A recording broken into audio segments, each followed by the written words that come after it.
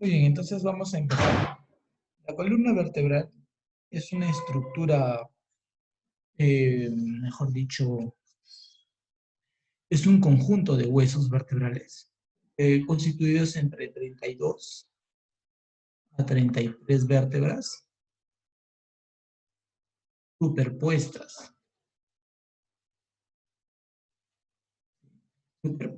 una encima de la otra, como se puede ver en la imagen. ¿Qué más?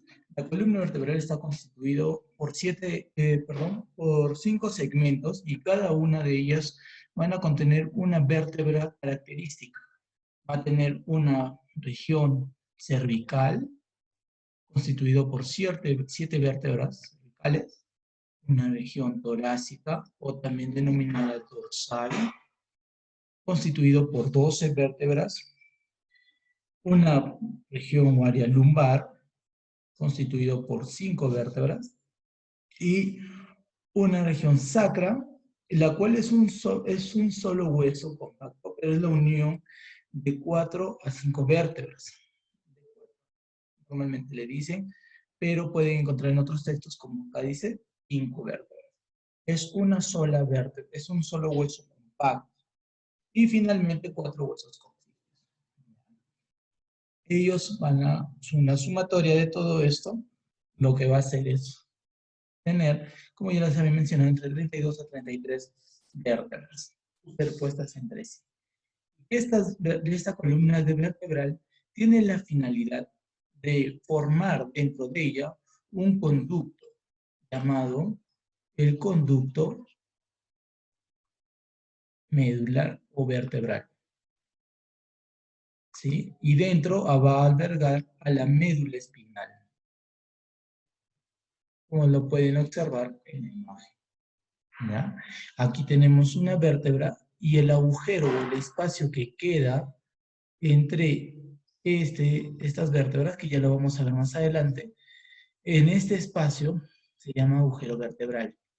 Y el agujero vertebral, poniendo cada vértebra encima de la otra, va a formar el conducto o el conducto vertebral y donde va a tener a esta estructura muy importante, la médula espinal. La médula espinal, ya habíamos visto en clases anteriores, pertenece al sistema nervioso central. ¿No? Pertenece al sistema nervioso central. ¿Sí? Esta médula espinal va a servir como punto de encuentro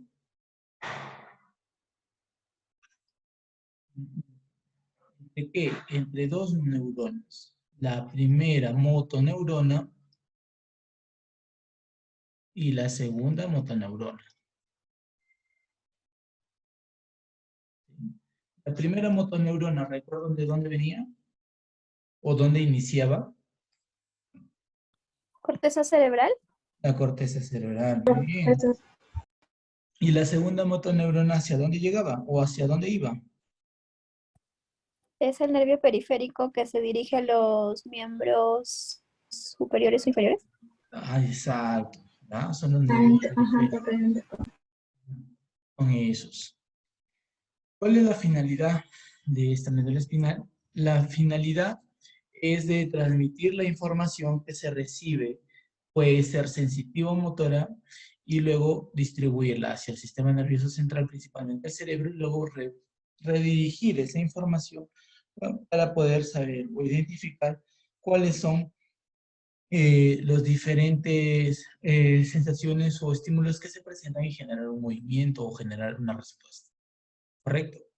Ahora, cada una de las vértebras van a estar unidas entre sí por un disco. Esta es la columna vertebral, esta es otra columna vertebral, acá tenemos una tercera, y en medio de ellas está unida por un disco.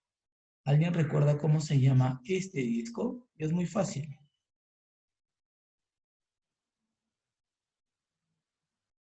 Si estamos diciendo que es entre vértebra y vértebra, ¿cómo se llamaría este disco? Disco vertebral. ¿Correcto? Ahora, ¿cómo?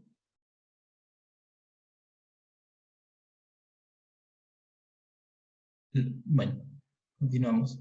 Este disco intervertebral tiene la característica que va a presentar un núcleo de consistencia blanda o gelatinosa, ¿sí?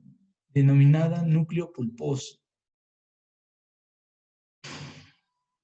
Se dice que en ella se alberga células embrionarias, ¿sí? Han llevado embriología, me parece, el ciclo pasado, ¿verdad?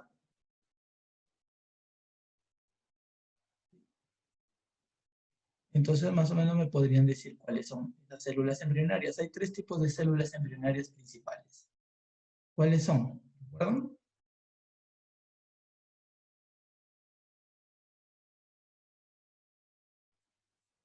Solange, ¿recuerdas cuáles eran esos 3 tipos de células embrionarias? Fátima, por ahí. Eran 3.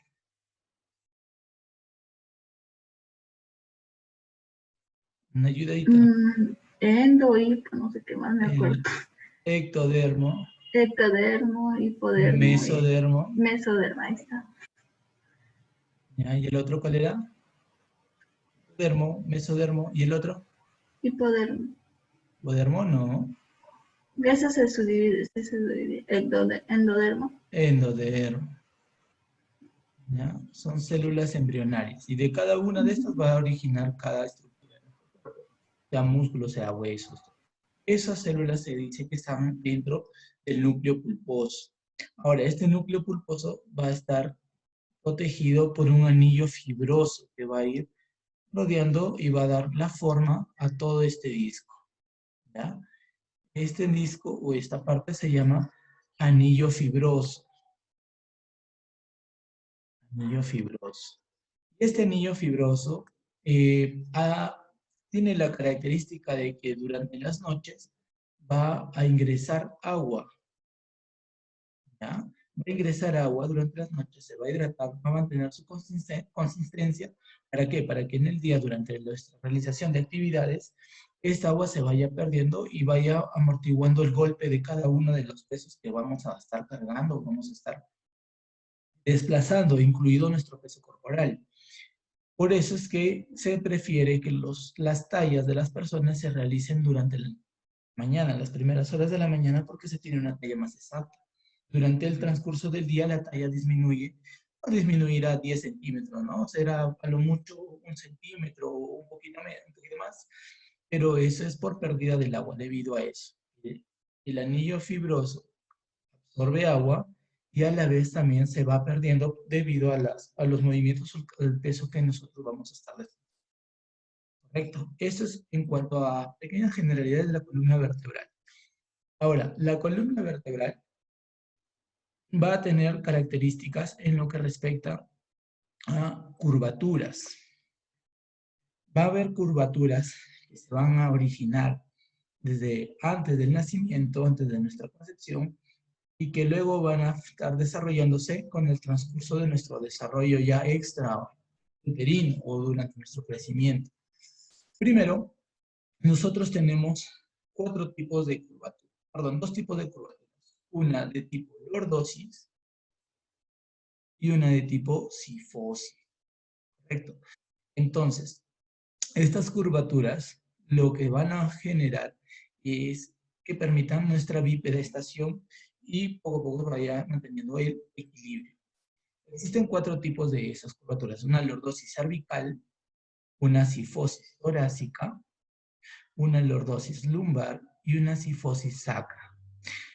En estos nosotros tenemos también una división por su desarrollo, es decir, su origen. Tenemos unas sifosis primarias y unas curvaturas primarias y curvaturas secundarias. Las curvaturas primarias, las primarias, se encuentran desde el nacimiento. De las curvaturas secundarias se forman o se generan durante el crecimiento. Correcto. Entonces, ¿cuáles son las curvaturas primarias? Tenemos a la cifosis torácica primaria y a la cifosis sacra. Esto también es primaria. Lo que respecta a curvaturas secundarias, vamos a tener aquí, vamos a cambiarle de color.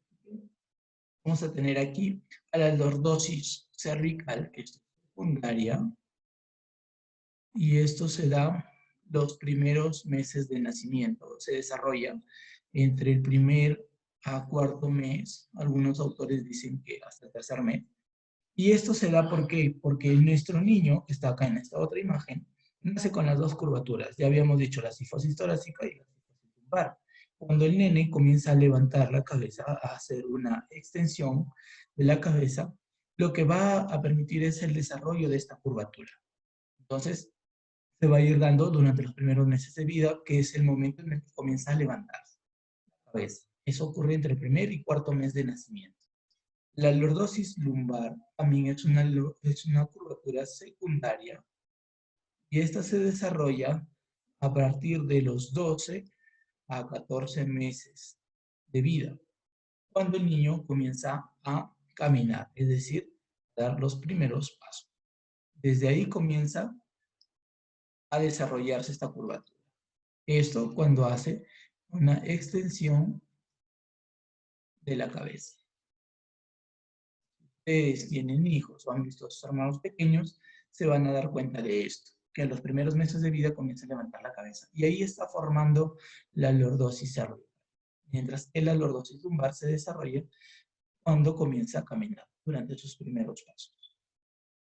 Estos tipos de curvaturas pueden estar en algunas ocasiones exageradas o pueden estar presentes de forma patológica. Entonces acá nosotros tenemos, también lo vamos a cambiar. Esto es lo normal que nosotros encontramos en las curvaturas. Esta es la curvatura normal de la columna vertebral. Esta columna vertebral, si en caso se ve superpuesta, es decir, en la parte torácica, que nosotros lo llamamos popularmente la joroba, uno de los hay una curvatura, hay una exageración de esa curvatura, se denomina cifosis. Y a nivel lumbar también puede ocurrir eso, puede ocurrir una curvatura hacia adentro, un poco más exagerada, prominente. Y eso se denomina lordosis, ¿sí? Cifosis y lordosis. Cifosis a nivel torácico, ¿sí? Torácico, y lordosis a nivel lumbar. Ahora, no solamente existen curvaturas en la exageración de las curvaturas, de las curvaturas, también existe un desplazamiento, un desvío en lo que respecta a la forma de la curvatura, en lo que respecta en un eje vertical, es decir, puede estar desviada. Entonces, acá tenemos un eje vertical derecho, correcto, pero a la vez también hay un desplazamiento. Este desplazamiento se llama escoliosis. ¿Sí? Escoliosis. Si nosotros recordamos ejes y planos, y esto también les pueden preguntar a ustedes, que mencionen en qué eje, en qué plano principalmente, ¿no? En qué plano se estaba dando la cifosis y la lordosis, ¿qué me contestarían ustedes? ¿En qué plano ocurre esta patología? ¿En qué plano estará ocurriendo? ¿Recuerdan? El desplazamiento es hacia adelante, ¿en qué plano? ¿Cómo? ¿Antero-posterior? Antero-posterior, ya, podría ser. ¿De qué? ¿De la cifosis o la lordosis, doctor? De ambas. Ambas van a ocurrir en el mismo plano. Ay, ay, ay. A ver. Ya. En el plano Recordaría. antero-posterior, porque la curvatura, la lordosis es hacia adelante, anterior, y la Ya. cifosis igual. Igual, pero ¿qué plano sería eso? O sea, creo que no me dejo entender. Es decir, ¿hacia qué plano se está dirigiendo ese movimiento? Hay tres planos, ¿verdad? Está un plano coronal, un plano Coronal, transversal y sagital. transversal y sagital. Ya, ¿en cuál de esos tres planos se está dando ese movimiento? Es un movimiento patológico. Y está fácil, mira. Está justo a la mitad de la persona. Transversal.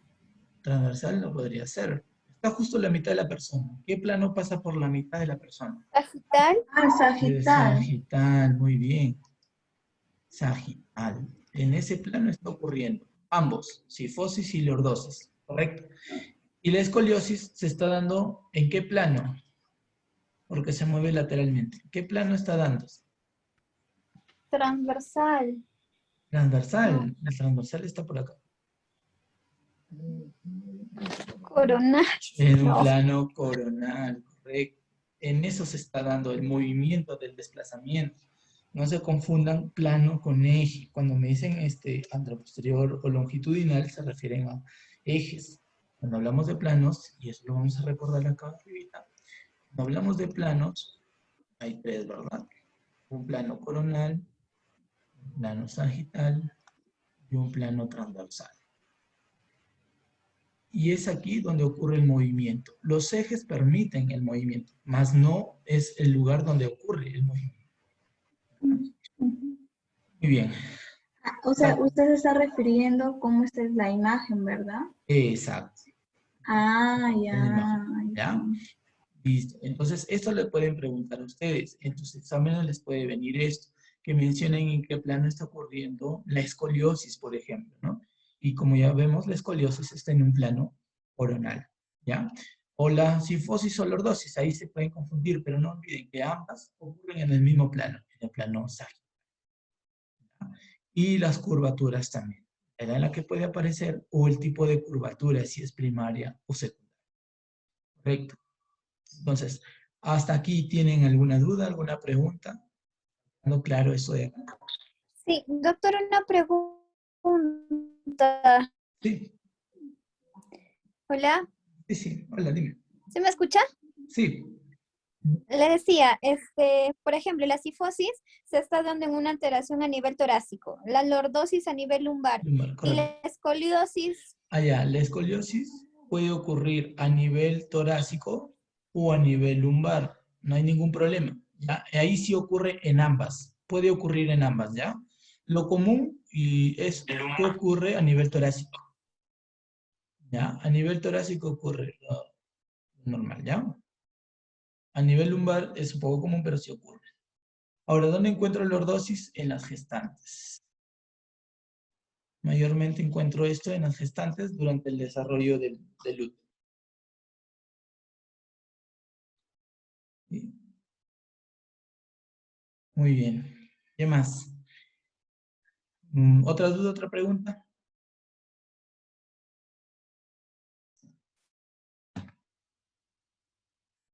Bueno, vamos a continuar entonces.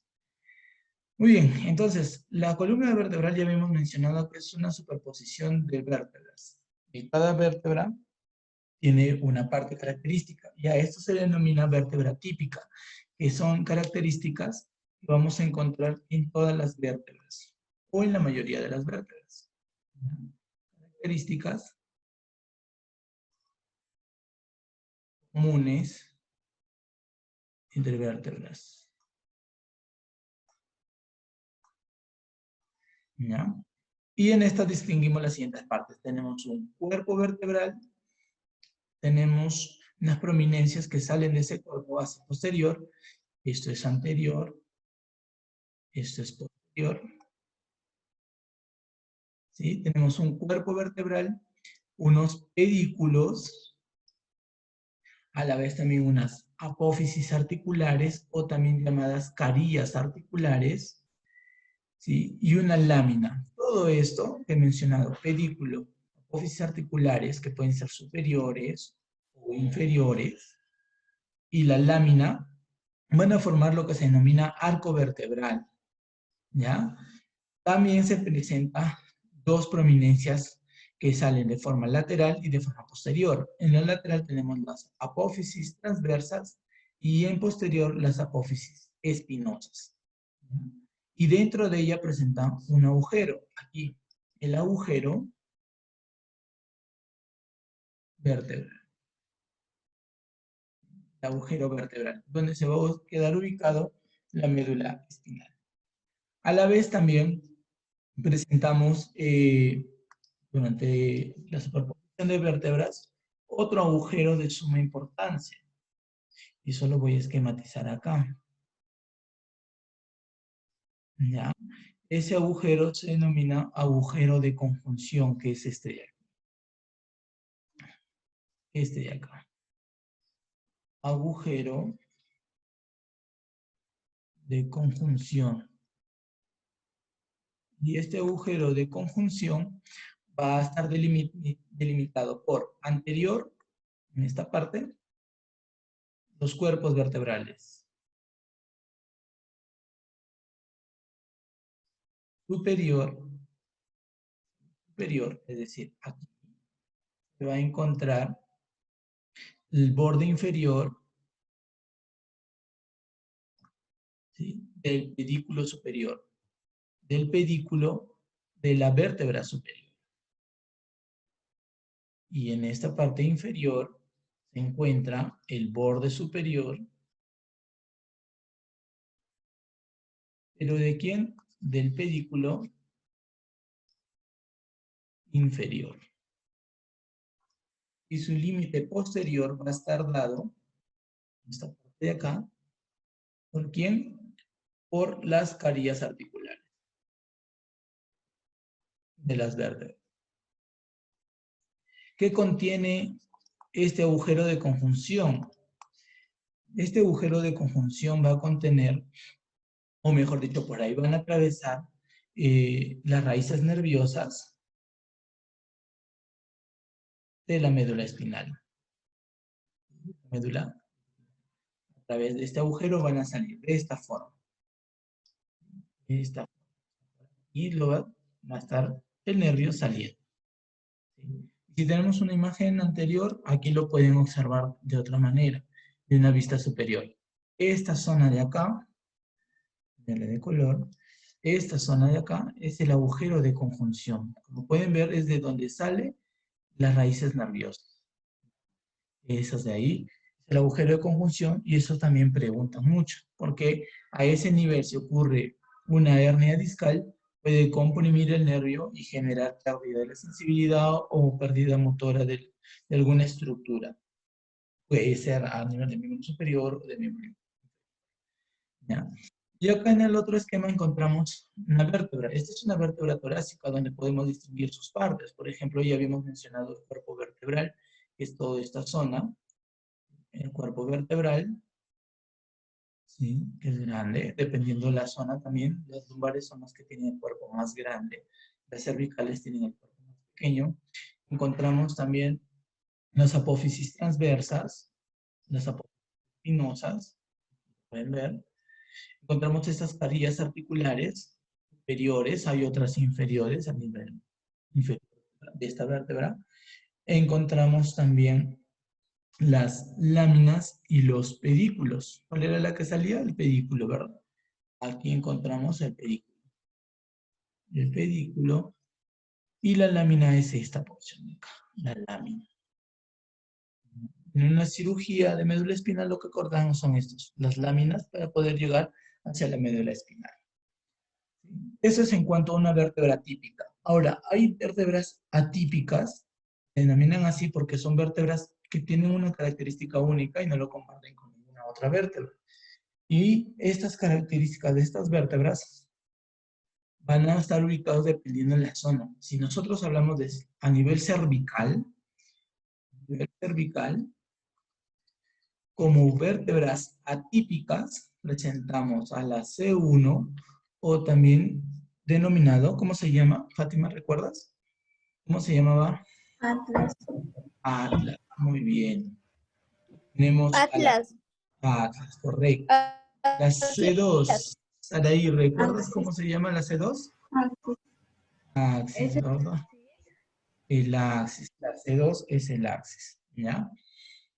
Luego también tiene como atípico la vértebra C6 y la C7. Son las únicas vértebras atípicas, es decir, tienen una característica propia.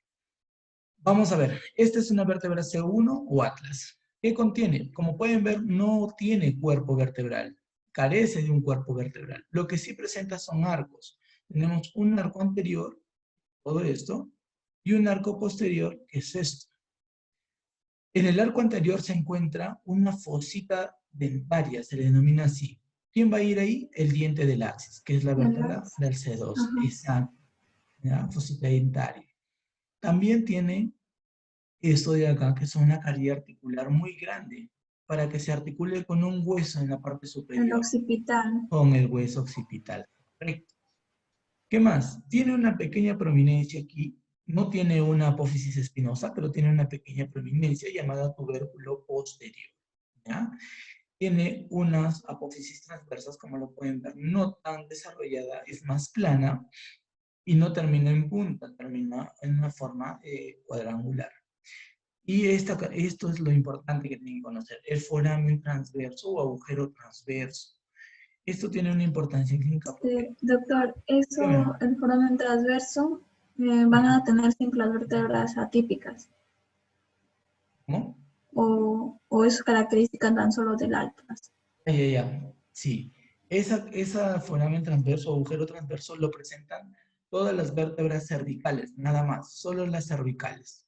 ¿Ya? Pero las Ah, ya sí, presenta... porque justo el doctor, Ujú. ajá, es que quería saber porque justo el doctor creo que va a preguntar sobre estas características de Ya. las vértebras del vertebral, ajá, es. Ya. Sí, en este foramen transverso está presente desde el C1 a C6. La vértebra C7 a veces lo tiene, a veces no, es inconstante. ¿Ya? En la C7 es inconstante. Pero desde la C1 a la C6 sí lo presenta. ¿Ya? Sí lo presenta. ¿Qué más? A nivel de este agujero transverso va a pasar un elemento vascular muy importante, denominada arteria vertebral. La arteria vertebral. ¿Y qué importancia tiene la arteria vertebral? La arteria vertebral, cuando llega hacia el agujero magno, que está en el hueso occipital, va a formar o se va a transformar en otra arteria, la arteria basilar. ¿Ya? Basilar. Vacilar, ajá. ¿Sí? La arteria basilar es la unión de dos arterias vertebrales, arterias. Uno del lado derecho y otro del lado izquierdo. ¿Sí? Por acá lo atraviesa. ¿Ya? Ahora, esta arteria basilar finalmente va a llegar a formar una estructura arteriosa a nivel cerebral llamada polígono. ¿De quién? ¿Saben? No. ¿No? De Willis. El polígono de Willis. Ah, ¿Ya? sí, ya. Y el polígono de Willis va a irrigar a todo el cerebro. ¿Ya? Eso es en cuanto a la importancia de ese agujero. ¿Ya? Una lesión ahí puede destruir o puede romper o puede cortar. Ese es a nivel de C1. La otra vértebra característica es la C2 que está acá. La C. ¿Qué tiene de especial la C2? Porque es una vértebra atípica. Porque contiene esta estructura denominada diente del axis. ¿Sí? Diente del axis. Se va a articular acá con la fosita del diente del atlas. ¿Qué importancia tiene esto? Ese diente del axis lo que me permite a mí es presentar movimientos de rotación o de convolución de la cabeza, acompañado por los vértebras, ¿no? Pero principalmente este diente es el que permite esos movimientos de rotación de la cabeza, ¿ya? Obviamente va a estar con unos ligamentos que también los voy a mencionar más adelante, pero la importancia radica ahí. ¿Qué más? También presenta un agujero vertebral o un foramen transversal, perdón. También lo presenta el agujero transversal. También lo presenta. Y el cuerpo también es de gran tamaño. ¿Ya? El cuerpo vertebral es de gran tamaño. Tiene una caría articular superior grande y una caría inferior pequeña. ¿Ya? Esto para que se articule la superior, para que se articule con el atlas. ¿Ya? Ahora, desde la C6 hacia perdón, desde la C3 hacia la C5 son vértebras típicas, es decir, presentan el mismo cuerpo, presentan la misma apófisis transversa, la apófisis espinosa. La que son especiales son las C6. ¿Por qué? Porque presenta unos tubérculos, como pueden ver acá. Este de acá son unos tubérculos denominados tubérculos o tubérculo carotidio, también llamada de Chassaignac. Este tubérculo carotidio de Chassaignac es un punto de referencia donde la arteria carótida común se va a dividir en dos. Vamos a hacer un esquema de eso. Tenemos las vértebras. Supongamos que esta es la C6, esta es la C7. Este nivel, como presenta un tubérculo, nos sirve de punto de referencia porque ahí la arteria carótida común,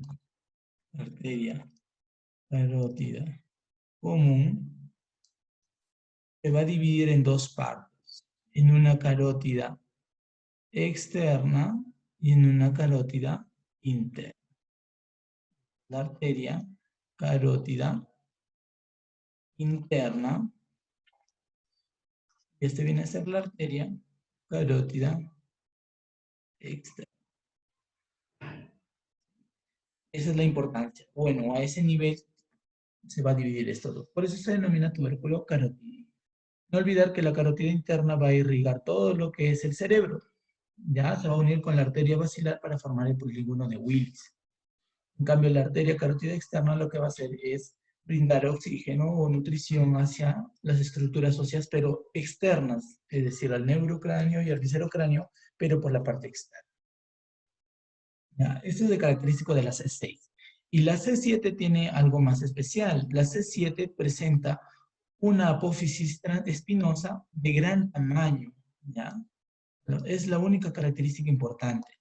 La apófisis espinosa es de gran tamaño. ¿Ya? Cuando ustedes hagan el movimiento de flexión de la cabeza, van a sentir, antes de llegar al omóplato, una gran prominencia. Y esa prominencia es la apófisis espinosa de la vértebra C7. ¿Hasta acá dudas, chicas? ¿Preguntas?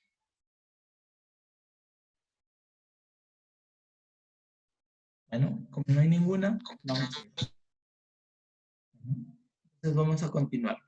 ¿Qué más? También tenemos a nivel de las vértebras torácicas, también existen vértebras características o que tienen alguna estructura propia. Las vértebras típicas a nivel dorsal o también llamado torácica son T1, son T9, T10, T11 y T2. T10 y T12. Esas son las atípicas. T1, T9, T10 y la vértebra T12. La vértebra T1 tiene la característica es que se parece más a una vértebra cervical que torácica.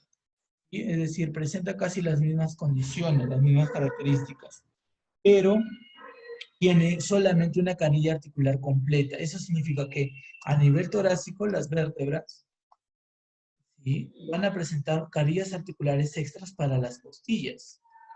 Y en el cuerpo se va a articular, como pueden ver acá, la carilla va a presentar unas carillas articulares. Ahora, estas carillas articulares a nivel de T1 está completo, es decir, está casi en todo el cuerpo de la vértebra. Mientras que a partir de T2 hacia abajo, comparten esa carilla articular, ¿ya? Es decir, hay una media carilla en T2 y hay una media carilla en T3. ¿Correcto? ¿Sí se quedó clara esa parte? Sí, ¿verdad? Muy bien. Esas son las características principales de T1. A nivel de T9, presenta una carilla también articular, la T9, acá lo voy a poner, T9, Una carilla articular superior casi circular, es decir, es así. ¿Sí? Ya no comparte esta carilla articular con otra vértebra, sino es casi propia.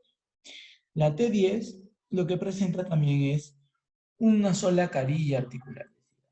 Menos se puede observar. Y la T10 solamente presenta una carilla articular.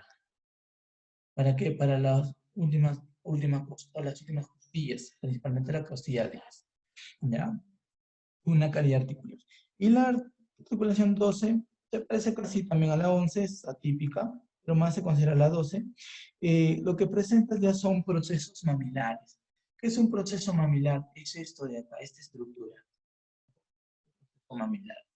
Es un rezago, la apófisis mamilar, viene a ser un rezago de las costillas. Primitivamente, nosotros durante la evolución se dice que las vértebras lumbares también presentaban costillas, pero durante nuestro periodo evolutivo se han ido perdiendo a nivel lumbar, pero quedan esos rezagos. En este caso es la apófisis mamilar o la carilla, o la, claro, mamilar, o los rezagos de las costillas primitivas. Eso es a nivel de T10, perdón, T12. En las vértebras lumbares, las únicas, a nivel lumbar, las únicas que son atípicas son la lumbar 1 y la lumbar 5. La lumbar 1 tiene un cuerpo más pequeño, ¿sí? Casi del tamaño de una vértebra torácica, y de características, bueno, casi todas las vértebras lumbares presentan esto, la apófisis mamilar. ¿Cuál es la principal característica? Principal, al menos de L1, es el cuerpo. Y a nivel de L5, la otra característica es que el cuerpo vertebral es de gran tamaño, es el más grande de todas las vértebras. La L5 presenta un cuerpo de gran tamaño. ¿Sí? De gran tamaño. Es la principal característica. Y también va a articularse con qué hueso, con el hueso sacro. ¿Ya? Esas son las características. Esto de acá lo tienen más detallado, un poco más especificado en el manual de anatomía que les pasé. Si es que ustedes lo tienen y lo pueden revisar, ahí se está hablando de la columna vertebral y también pueden identificar estas vértebras típicas y atípicas y características de cada una. Ahí he detallado características de cada una de estas vértebras. Pueden repasar mejor. ¿Ya? Pero en general, esto es lo que distingue a cada una de las vértebras. La vértebra típica es una característica propia de esa vértebra. No encuentras eso en ninguna otra vértebra. ¿Ya? Por eso se les denomina vértebras. Las demás vértebras que no se han mencionado ya se supone que son vértebras típicas porque poseen lo mismo, poseen esto. Poseen un cuerpo, pues poseen un pedículo, unas láminas, una apófisis transversa y una apófisis espinosa. Y obviamente sus carillas articulares. ¿Hasta ahí tienen dudas, preguntas, chicas? Doctor, yo, Sí, no es díganme. duda, pero quería, podría volver a la otra diapo. Ahí está. Quería, lo que había dicho usted es que la arteria basilar con la arteria carótida interna van a formar el polígono de Willis, ¿verdad? Claro.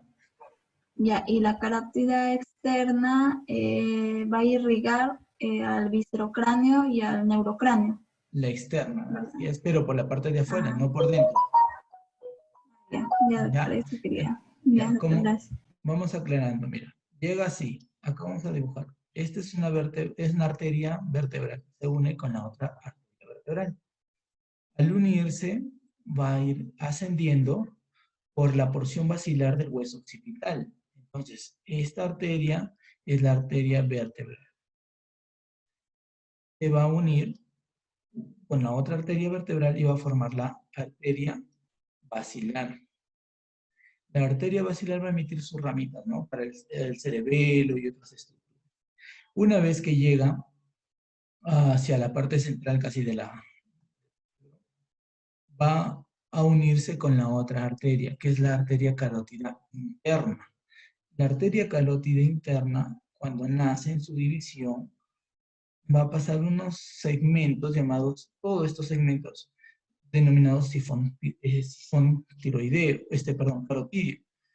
Y al unirse van a llegar al centro del cerebro con esta arteria basilar, y lo que van a hacer es lo siguiente. La arteria basilar va a emitir dos ramas, ¿sí?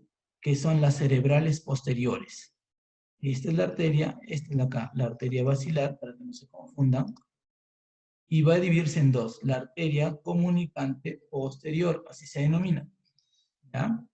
Y la carótida va a emitir una arteria comunicante anterior y una arteria, cerebral posterior, una arteria cerebral anterior y una arteria cerebral media. Y las comunicantes son las que unen estas dos porciones, ¿ya? Así es. Este es el resultado de la unión. Este es de un lado y este es del otro. Más o menos queda de esta forma. Y esta estructura se denomina polígono de Willis, ¿no? Porque tiene una forma hexagonal. Entonces, estas arterias, cerebral anterior, cerebral media y cerebral posterior, lo que va a hacer es irrigar al cerebro. Entonces, el cerebro tiene doble irrigación. Tiene una irrigación que proviene de la arteria carótida interna y una irrigación que viene de las arterias vertebrales. Si falla el flujo de una de esas dos arterias, la otra compensa. Es decir, si falla el flujo de la arteria vertebral, entonces la arteria carótida puede suplir, no en la misma cantidad, pero puede suplir la irrigación de la arteria vertebral y viceversa, ¿ya? Por eso es que el cerebro es la porción más irrigada de nuestro cuerpo. Esto de acá lo van a ver ustedes en detalle cuando lleven la parte de neuroanatomía. En el syllabus no me he percatado si es que está, pero más adelante de repente, mientras transcurran en la carrera, lo van a revisar mejor. Pero esto es lo normal que ustedes deben conocer, al menos anatómicamente. Pero esto es lo importante. ¿Otra pregunta? Ya. Sí, doctor. Entonces la arteria carótida interna va a pasar por el foramen del magno, ¿verdad? No. Y la arteria carótida externa no pasaría. No. A ver, la arteria carótida interna no pasa por el agujero magno. La arteria carótida interna tiene su propio agujerito. ¿Recuerdan los agujeros de cráneo? Había uno, el agujero carotidio. Por allí atravesaba, ¿cómo? En la base del cráneo, ¿recuerdan? Ya. Ya, había un agujero llamado agujero carotidio, por donde atraviesa la arteria carótida interna.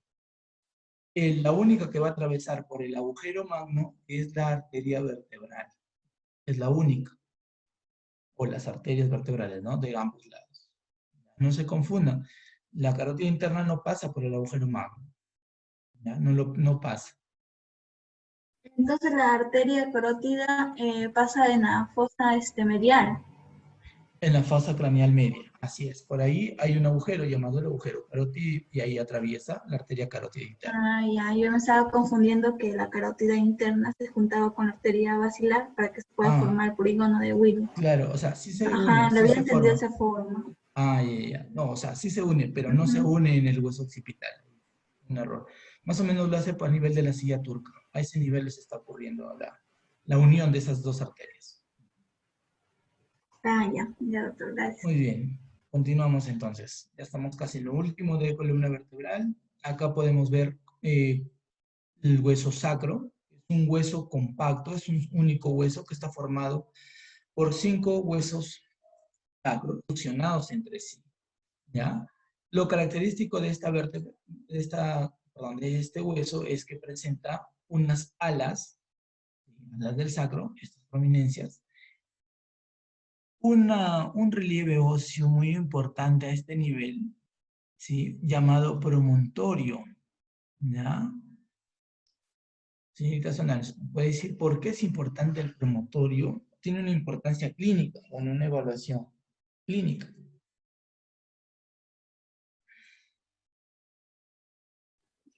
Para ver la estrechez pélvica. La estrechez pélvica, correcto. Y eso lo vamos a ver cuando hablemos de pelvis en unos minutos. Ya, esto de acá, el promontorio nos permite determinar eso. Y determinar si un parto puede terminar en un parto normal, en un parto cesárea. Ya, eso cuando lleven ginecología lo van a recordar y lo van a ver un montón. Cuando lleven el curso de ginecobstetricia. En la parte obstétrica, esto de acá lo van a utilizar un montón, al igual que lo que respecta a pelvis, lo vamos a ver. ¿Qué otra característica tiene el hueso sacro? Que tiene estos agujeros, los foramens o agujeros sacros anteriores, porque también tiene agujeros posteriores, ¿ya?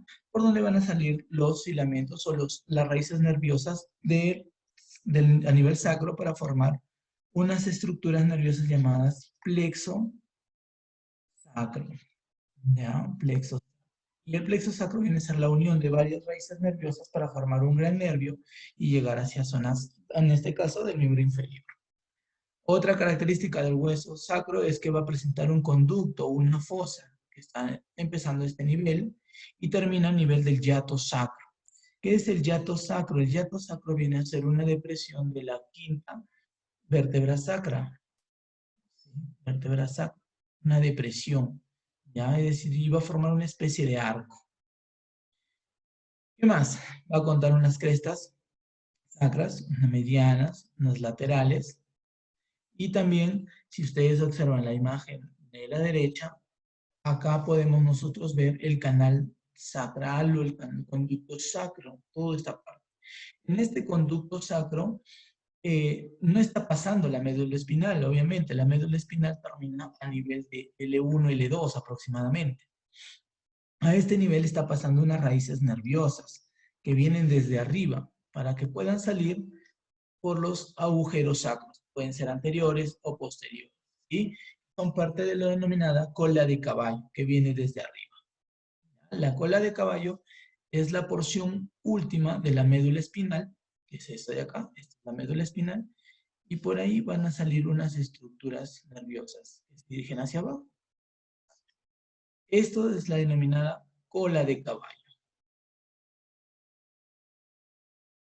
Cola de caballo. Más o menos eso, ya vuelvo a repetir, está ocurriendo entre L1 y L2 aproximadamente. ¿Qué más? Se presenta un gran ligamento que viene desde la punta o el ápice de la médula, desde este nivel, hacia abajo, así, hacia abajo, hasta llegar al hueso coxigio, que son los últimos huesos. Este de acá no es un nervio, viene a ser un ligamento, denominado ligamento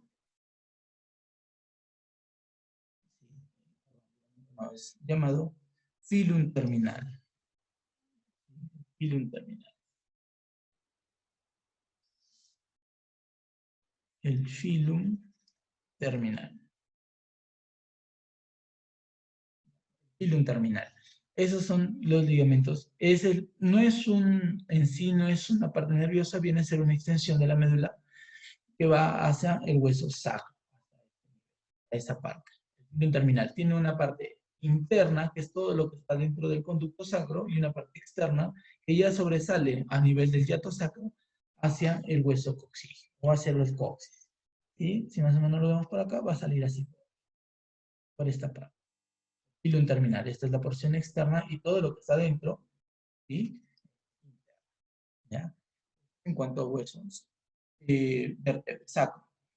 Bueno, y los coxigios, que son de 3 huesos a 4, que son la parte final se articulan con el hueso sacro, ¿no? Y tiene una importancia en que si hay un movimiento de desplazamiento genera imposibilidad del movimiento de los miembros inferiores, a lo que se denomina un pico del loro, que significa que estas vértebras coxigias se están desplazando hacia adelante y generan dolor durante el desplazamiento. Eso es. Y vamos a ver los ligamentos. La columna vertebral no son solamente huesos superpuestos, son estructuras que presentan unas fuentes de unión o unos soportes denominados ligamentos vertebrales de la columna vertebral. Acá se tiene múltiples ligamentos y más o menos vamos reconociendo. Esto es interno, esto es interno o anterior, ¿sí? Y esto es posterior. ¿Ya? Esto es la apófisis espinosa, el arco vertebral y el cuerpo, ¿no? Entonces, delante de los cuerpos nosotros tenemos un ligamento que es el ligamento longitudinal anterior. ¿Ya? Ese está delante de los cuerpos vertebrales. ¿Ya? ¿Qué me permite este ligamento? Me evita, ¿ya? Lo que genera o evita es la hiperextensión de la columna vertebral. Lo voy a anotar. Evita la hiperextensión de la columna vertebral. Luego, eso es solamente a nivel de los cuerpos en la cara anterior. En la cara posterior también encontró un ligamento longitudinal posterior. ¿Ya? Y en este ligamento longitudinal posterior, lo que va a evitar es la hiperextensión de la columna. Hiperflexión de la columna. ¿Ya? También lo que sí va a permitir, lo que permite es la tronco de la columna. Ahí al ladito hay un ligamento llamado ligamento amarillo. Se denomina así porque tiene así ese color amarillito. Y ese color se está dado porque presenta algunas células de tejido adiposo. ¿Qué permite este ligamento? Permite mantener la postura. Permite mantener la bipedestación. Es decir, nos permite mantenernos de pie. ¿Ya? Esto es lo que hace el ligamento amarillo. El ligamento interespinoso, ¿sí? Interespinoso que se encuentra aquí, va a estar ubicado entre las apófisis espinosas de las vértebras, pero por la parte interna, ¿ya? Va a estar ubicado ahí. Y este ligamento interespinoso, lo que va a presentar como función principal es evitar que durante la hiperflexión se separen las columnas vertebrales a este nivel. Esta es la función principal del ligamento interespinoso. También hay otro ligamento, el ligamento supraespinoso, que está uniendo todos los ápices o las puntas de las apófisis espinosas de cada vértebra, ¿ya? ¿Y qué función tiene esta? Tiene la función de justamente eso, de mantener unidas también las vértebras y de reforzar al interespinoso. Hay otras vértebras que son los intertransversos, los ligamentos intertransversos que están acá, que están ubicados justamente entre las apófisis transversas. Y lo que permite es mantiene unido, ¿sí? Mantiene unido las vértebras durante los movimientos de lateralidad de la columna. Es decir, de la lateralidad. Tengo acá una personita que se mueve de este lado, se mueve a este otro lado, ¿sí? Moviendo el tronco. Todo eso lo mantiene unido, ¿quién? Los ligamentos intratransversos. Estos son los ligamentos de la columna vertebral. No olvidar cada una de sus funciones porque también les pueden preguntar. Mayormente el que preguntan es el del ligamento amarillo, que permite la bipedestación, mantiene fijo la columna y evita que, junto con los otros ligamentos, evita que se desplace o se movilice en un movimiento exagerado. Otro de los ligamentos que también presentamos y que tienen que ustedes saber reconocer son los que se encuentran a nivel del hueso occipital. Vamos a identificar.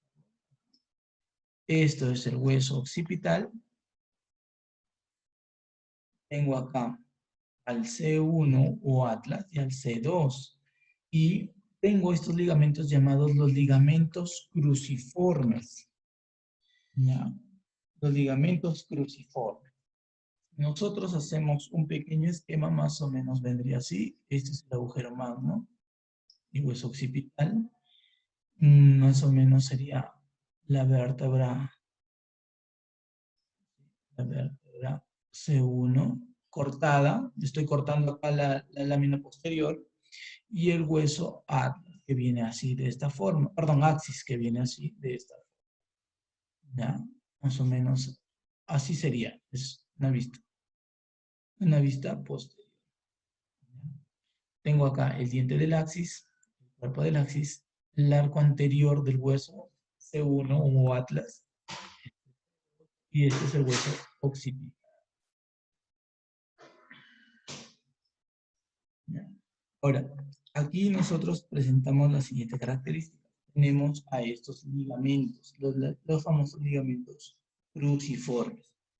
Esos ligamentos cruciformes van a estar dados primero por un ligamento llamado longitudinal superior, que es este de acá, o banda o fascículo, ¿sí? Que va a ir desde el diente del axis, de esta zona, desde el diente del axis hacia el borde inferior del hueso occipital, principalmente del agujero magno, a ese nivel, ¿ya? Longitudinal superior, banda o fascículo.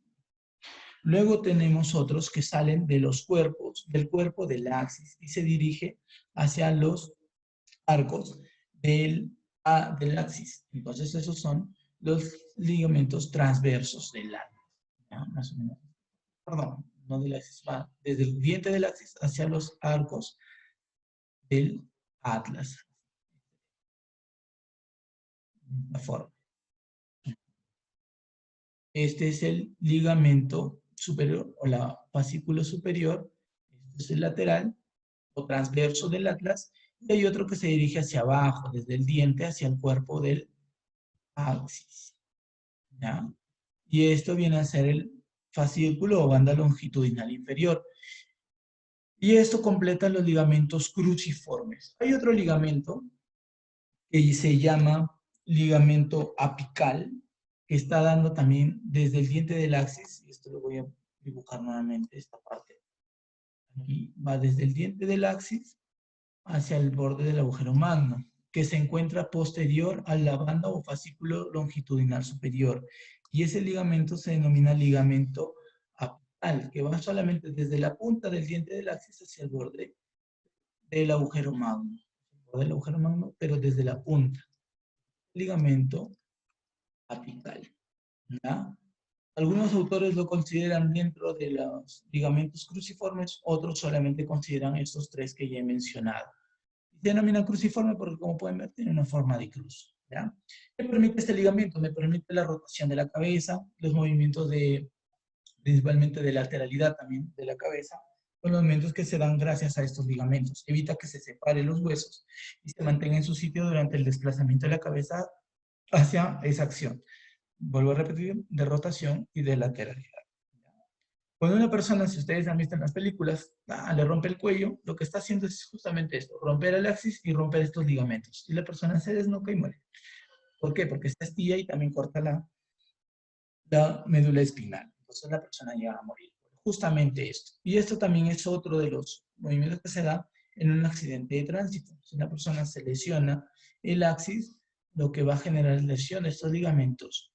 Y la idea principal es acá, no desplazar la cabeza, no mover la cabeza durante un accidente, porque lo que puede hacer es astillar más el diente del axis y generar lo que habíamos visto, ¿no? Una patología que impide mover las extremidades superiores e inferiores. ¿Cómo se llamaba?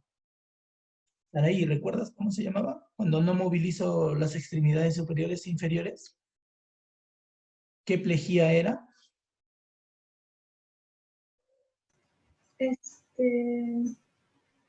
No, cuadriplegia. Cuadriplejía, ¿verdad? O tetraplejía también, denominada de esa forma. ¿Ya? Y eso es la importancia de los ligamentos de la columna vertebral y a nivel especial de los ligamentos cruciformes a nivel de la cabeza.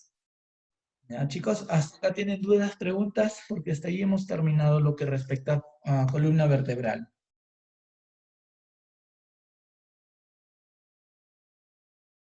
Muy bien, entonces vamos a continuar. Vamos a comenzar ya a hablar sobre miembro superior, ¿ya? Para hablar de miembro superior, nosotros tenemos que recordar que tenemos una estructura denominada cintura escapular. Y es toda esta estructura, está formada la cintura escapular, ¿sí? Lo voy a pintar de otro color, este azul. Está formado por el manubrio del esternón, las clavículas, la espina de la escápula, la misma escápula y la columna vertebral, ¿ya? Y nuevamente viceversa para el otro lado, ¿ya? Vuelvo a repetir, manubrio del esternón, clavícula, espina de la escápula, cuerpo de la escápula y la columna vertebral. ¿Ya? Todo este espacio de acá, es denominado espacio torácico, que está delimitado por la cintura escapular, que es en los bordes que ya he mencionado. ¿Ya? Y aquí ya empieza a tallar lo que denominamos el miembro superior. Y para el miembro superior nosotros tenemos que comenzar hablando con los huesos denominados escápula, antes llamadas omóplato. Omóplato o escápula es el nombre. ¿Qué tenemos que distinguir con este hueso? Este hueso tiene una forma triangular, la base, el ápice en la punta, y tiene características óseas importantes. Tenemos esta fosa denominada fosa supraespinosa. Esta cresta de acá, este hueso de acá, esta estructura, denominada espina de la escápula. Y esta otra gran fosa, denominada la fosa subespinosa o infraespinosa, perdón. Es infraespinosa. Infraespinoso. ¿Sí? Tenemos un borde medial, perdón, borde lateral. Tenemos un borde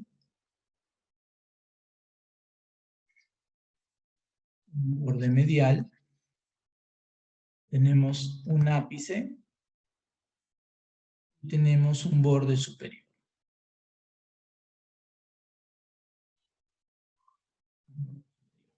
Esta estructura que ven aquí, que se une o articula con la clavícula, tiene un nombre. ¿Cómo se llama? Acromio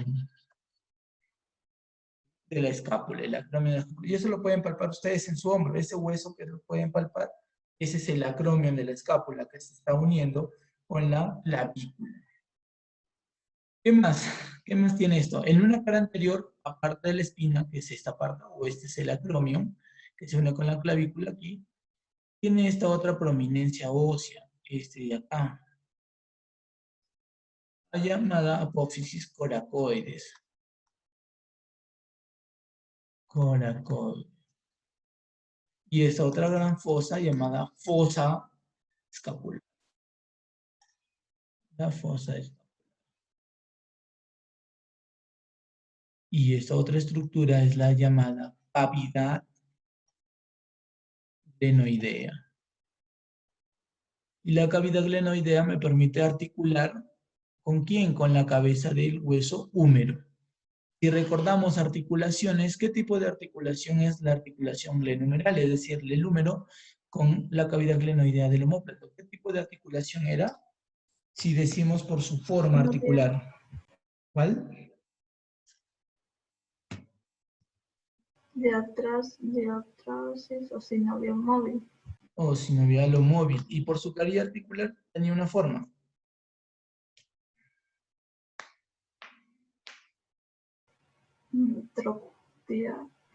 Troclear no era.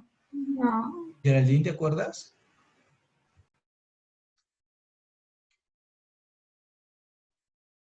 No, Saraí, ¿recuerdas? Se denomina, es un tipo de articulación denominada circular, ¿sí?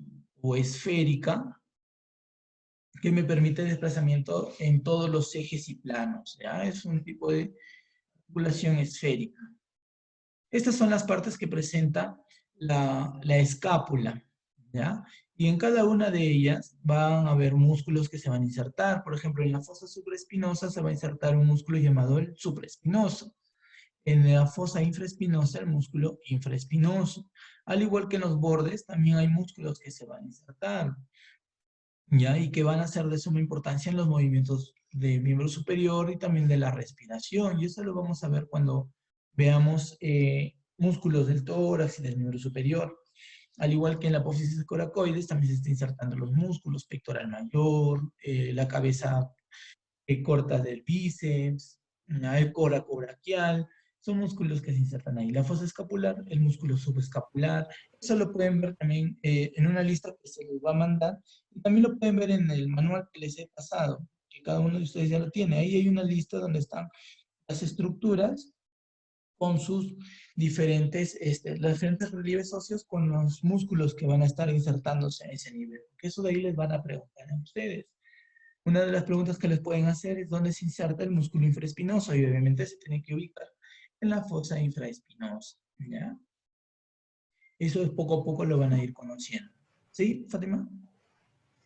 Sí, te iba a decir que, como lo estoy viendo que ahorita su manual, el tipo de articulación que me estaba preguntando era en artrosis, que es esférica. Esférica, Sería correcto. Así ya. es, en artrosis o de tipo esférica, ¿ya? Ya. Muy bien. Y el dibujito del esqueleto que les he puesto acá, tiene la finalidad de que ustedes más adelante en la parte clínica lo van a utilizar bastante, principalmente para la auscultación de los ruidos pulmonares a nivel del dorso, del dorso o de la espalda. Entonces, para eso ustedes tienen que guiarse de unas líneas. Hay unas líneas, ¿sí?, escapulares que se van a formar justamente teniendo en cuenta estas porciones.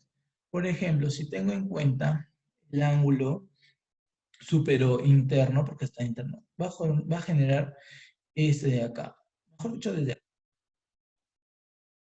El acromio, va a tomar en cuenta el acromio. En esa línea que se va entre acromio y acromio se denomina línea interacromial. Línea interacromial. Luego hay una línea que se traza de espina a espina. Es la línea interespinosa. Interespinosa.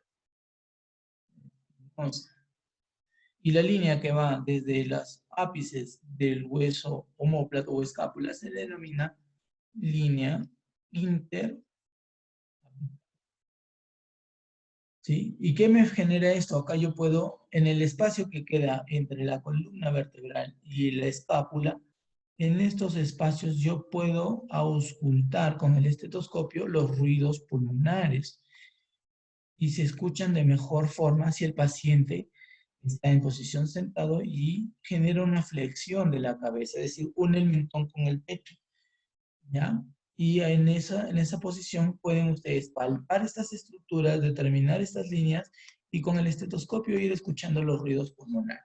Esa es la importancia clínica de conocer esta parte anatómica, porque les permite a ustedes distinguir en semiología, que es el curso que van a llevar más adelante, todo esto, ¿ya? Ahí van a aplicar todos estos conocimientos. ¿Qué más?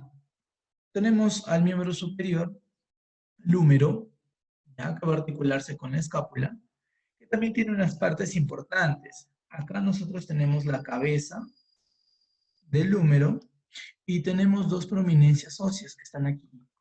¿Sí? Dos prominencias óseas. La interna, que es esta de acá, se denomina tubérculo menor. ¿Sí? Tubérculo menor. Recordar que esta es una vista anterior, ¿ya? Esta es una vista anterior. ¿Sí? Se denomina tubérculo menor. Y la que está externa, la que sale hacia afuera, se denomina tubérculo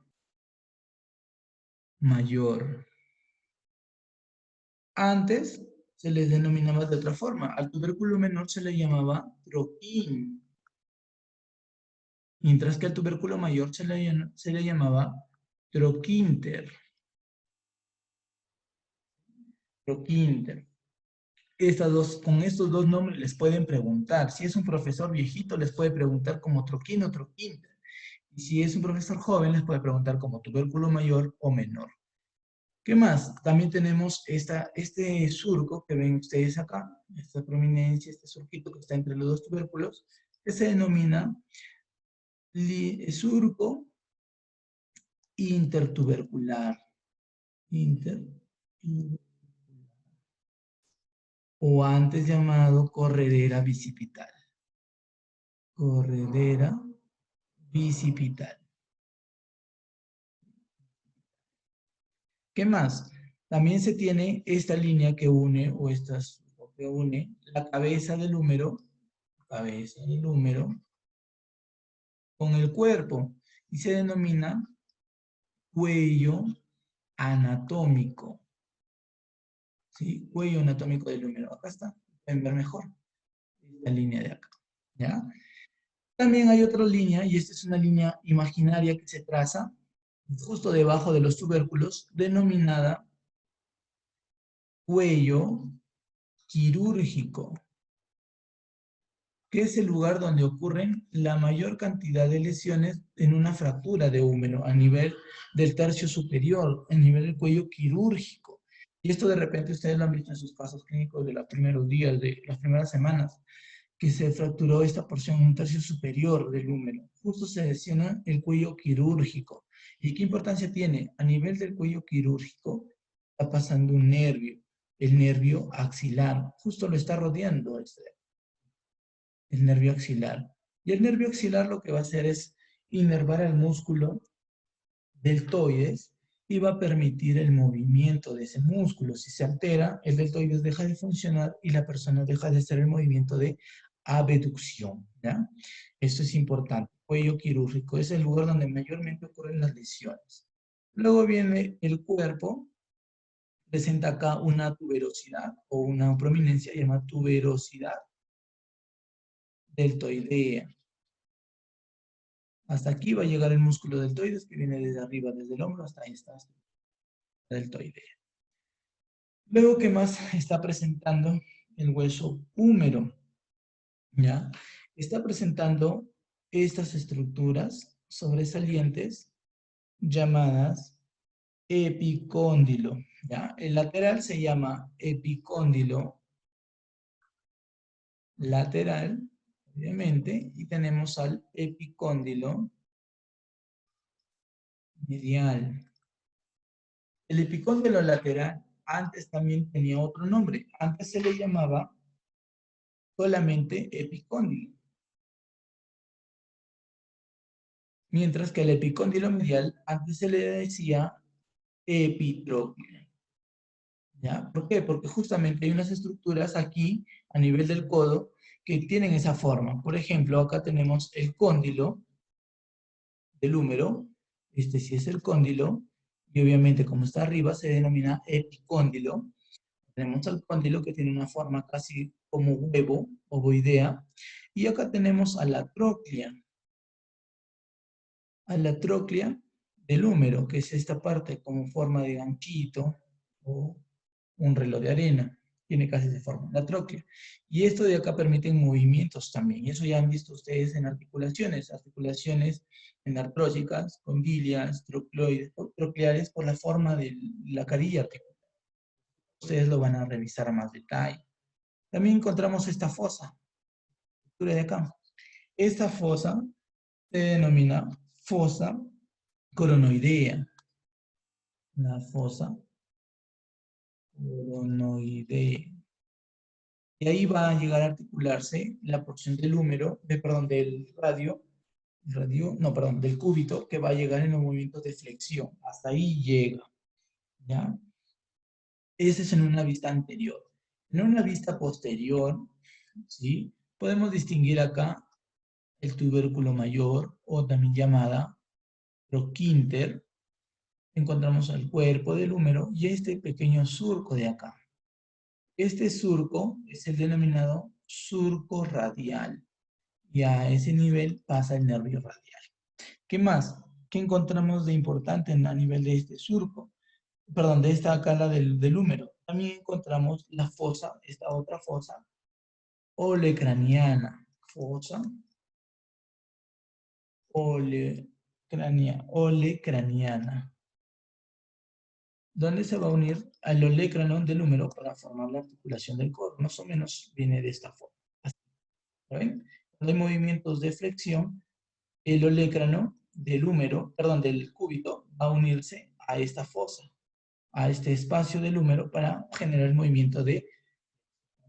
¿no? No olvidar estas estructuras y también igual sus inserciones musculares. Acá también hay inserciones musculares importantes. Por ejemplo, el supraespinoso, el infraespinoso y el redondo menor va a llegar acá al tubérculo mayor otro quinto, mientras que el subescapular va a llegar al tubérculo menor otro quinto. En la tuberosidad deltoidea, ya les mencioné, va a llegar el músculo deltoides, ¿no?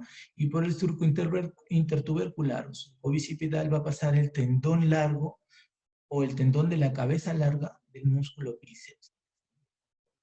Cuando más adelante les voy a mostrar las imágenes del programa de anatomía y ahí lo vamos a poder revisar, ¿ya? Continuamos. Este es el cúbito y el radio. Acá tenemos al radio y acá tenemos al cúbito. Algunos le dicen ulnar, pero es cúbito, ¿ya? Tenemos importancia acá, la cabeza del radio, que se va a articular con el cóndilo del radio, el cuello radial, el cuello del radio, y esta tuberosidad del radio, que me permite, acá está marcado, que me permite, o bueno, ¿dónde va a llegar a insertarse qué cosa? El músculo bíceps braquial. El músculo bíceps braquial llega hasta la tuberosidad del radio. Luego tenemos el cuerpo, el foramen nutricio, donde va a pasar la arteria nutricia para irrigar todo el hueso con la cara interna. Tenemos la cresta supraestiloidea y la apófisis estiloideas del radio, que son estas estructuras. Aquí, a este nivel, llega un músculo llamado el músculo braquiorradial.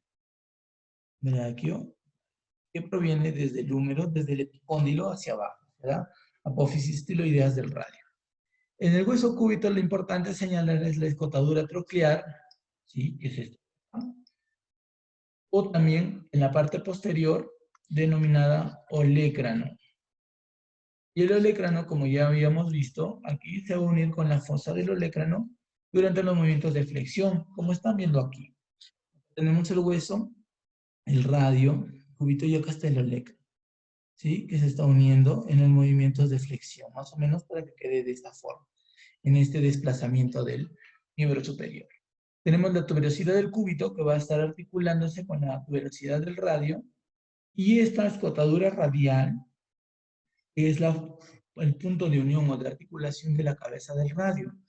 ¿Y qué me permite esto? Los movimientos de rotación del antebrazo. ¿Ya? No olvidar, la cabeza del radio con escotadura radial, lo que me permite a mí es esos movimientos articulares de tipo cilindro, ¿sí? Que va a hacer la rotación del antebrazo. Rotación puede ser interna o externa. Y acá está mejor señalado. La tuberosidad del cúbito. ¿Para qué? Para también acá se va a insertar otro músculo que es la aponeurosis del bíceps. Aponeurosis que viene a ser una extensión muscular. No es un músculo en sí el que llega, no son fibras musculares, son pequeños como capas de cebollita que van a ir del músculo hacia esa zona, donde se va a insertar el músculo bíceps. Más o menos viene así, pero también llamando unas pequeñas raíces musculares llamadas aponeurosis a estas. Eso es en cuanto al cúbito y al radio, y bueno, los huesos de la mano. Ya habíamos visto, esta es una vista en una cara palmar. Tenemos principalmente al escafoides, el escafoides. ¿Qué más? Al semilunar, que es este otro hueso. Al piramidal, ¿sí? Y al pisiforme. El piramidal es todo este hueso. El pisiforme se encuentra por encima del piramidal, es decir, si nosotros vemos una vista lateral, tenemos al piramidal y arribita el pisiforme, ¿sí? De esta forma. Así está proyectado esta zona. Y a nivel, esa es de la primera línea. Entonces tenemos la primera línea del metacarpiano, o de los huesos de la mano.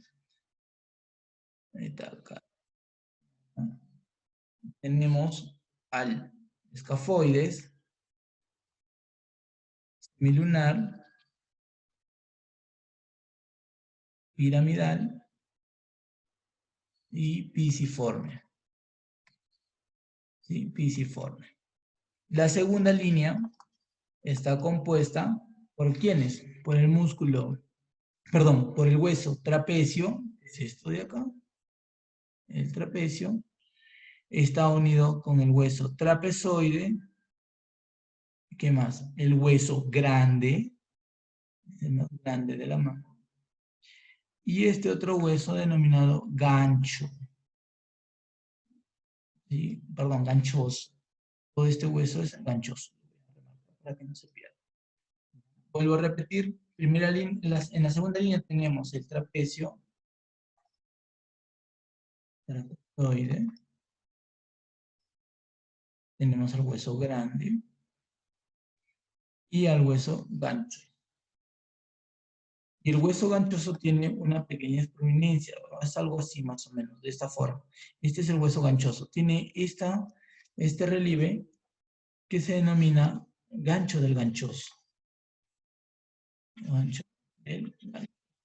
¿Para quiénes? Para los músculos que van a ir hasta esta zona, que provienen principalmente de los músculos flexores de la mano. ¿Ya? Estos son los huesos, luego siguen los metacarpianos, son 5, primero, segundo, tercer y quinto metacarpiano, y luego vienen los falanges. El único hueso que es el pulgar tiene 2 falanges, proximal y distal. En cambio, los otros huesos de la mano, de los otros dedos, tienen falange proximal, falange media y falange distal.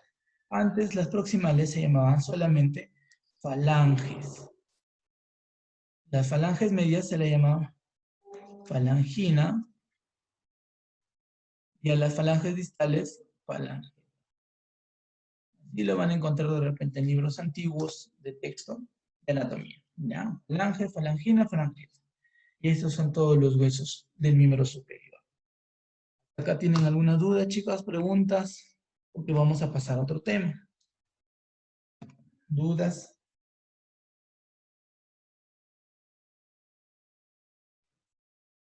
¿Ninguna?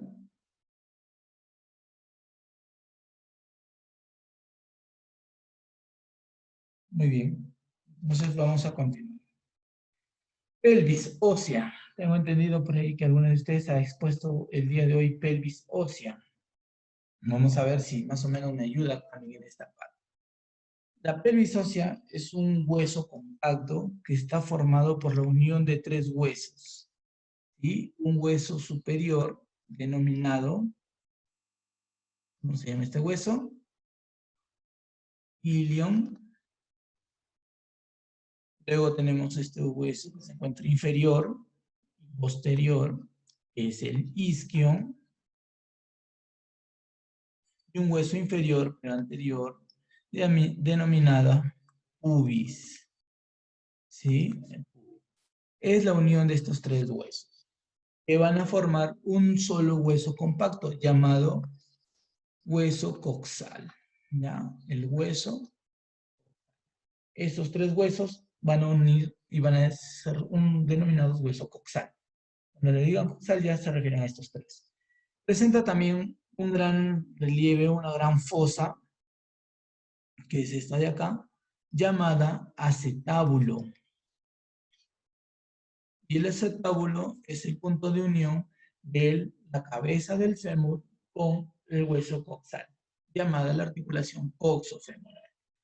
Y también el pubis con el isquion van a determinar esta región o este espacio llamado agujero obturador. ¿Sí? El hueso obturador.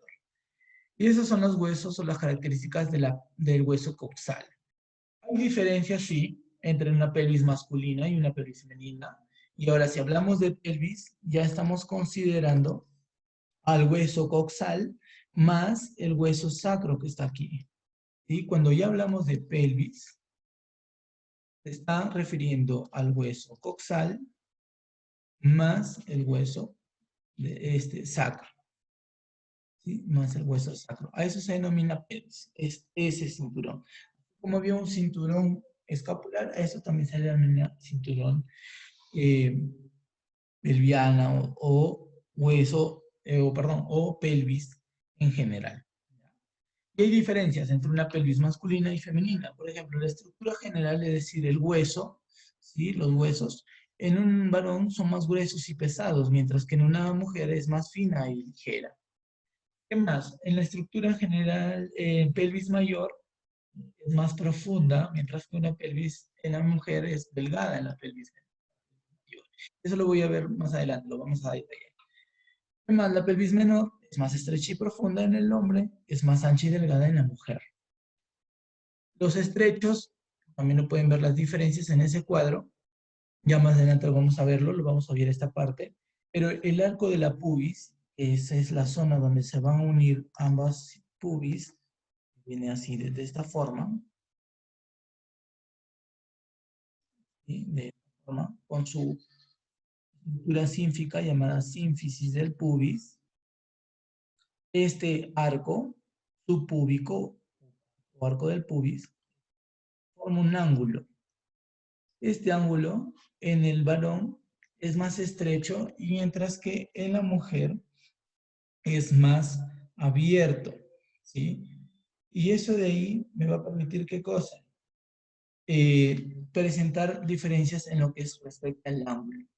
En cuanto al ángulo de subpúbico en el varón, más o menos se encuentra entre los 70 a 75 grados. Esto quiere decir que es un ángulo más agudo. Ya, agudo. Mientras que la mujer es de entre 90 a 100 grados. Y eso se denomina que es un ángulo obtuso. Y el agujero obturador, que es este agujero que les mencioné, es más redondo en el hombre y es más ovalado en la mujer. Existen 4 tipos de pelvis. Una pelvis llamada ginecoide, que es común en la mujer. Una pelvis androide o infundibuliforme, que es más en el hombre, pues solamente androide puede decir. Una pelvis antropoide, que es común, es poco común en el hombre. Es poco común encontrar este tipo de pelvis. Es más de los primates, es decir, los monos poseen este tipo de pelvis. Y un tipo de pelvis llamada platypeloide, que es más,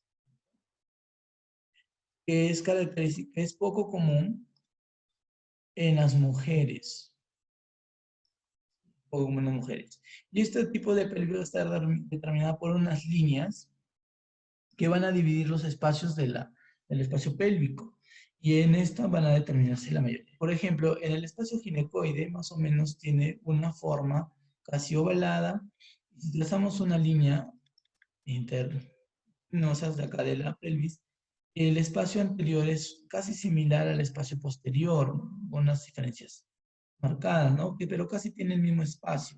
Mientras que en un androide, si trazamos nuevamente esa línea, el espacio posterior es menor que el espacio anterior, en el tipo de androide. En el tipo antropoide, el espacio que queda es mayor, es casi similar también, pero tiene una forma más de huevo, o esa parte.